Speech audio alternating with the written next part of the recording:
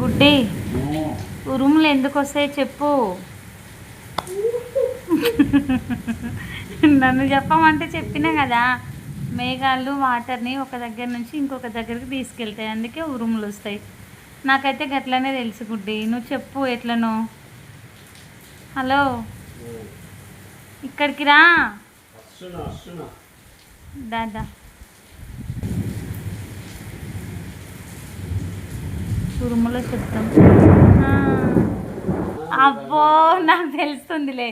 ఇప్పుడు గూగుల్లో ఉరుముల గురించి చూసి ఇప్పుడు నాకు చెప్తున్నావు, ఇంకా అర్థమైంది. వద్దొద్దులే మామ, నాకు తెలియదని నువ్వు అనుకుంటున్నావు, కానీ గూగుల్లో చూస్తే నేను కూడా చెప్తుంటుంది. నేను ఇంకా చూడను, నువ్వు చూసినావు, నాకు స్టోరీ చెప్పు. గూగుల్లో నువ్వు చూడు. ఇప్పుడు చెప్పు, ఇంకా ఉరుములు ఎందుకు వస్తున్నాయి చెప్పు. ఎందుకు వస్తాయంటే, వానదేవుడు ఉంటాడు కదా, వానదేవుడు రథం మీద పోతాడు అన్నమాట. ఓకే, మేఘాలలో శబ్దం చూడు. అది మేఘాలలో పోతుంటుంది ఆ రథం. అప్పుడప్పుడు అది జర ఫాస్ట్గా ఇట్లా ఇట్లా పోయినప్పుడు ఇట్లా ఇట్లా కుదుపులు ఎత్తు వస్తాయి కదా, అట్లాంటి కాడ ఇట్లా కుదుపులలో పడ్డప్పుడు గుడగడ అని చప్పుడు వస్తుంది.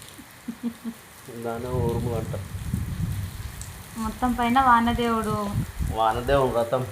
రథం మేఘాల మీద పోతుంటే ఆ గిల్లలు జర అంటే ఇప్పుడు కంకర్ రోడ్డు మీద బండి పోయినట్టు మధ్యలో గుంతలు వస్తాయి కదా, ఆ గుంతలలో పడ్డప్పుడు సరేలే.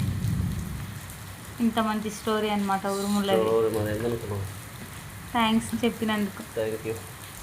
ఇదే దొరికిందా గూగుల్లో కొడితే? ఎడగొట్టినా అదే దొరుకుతుంది.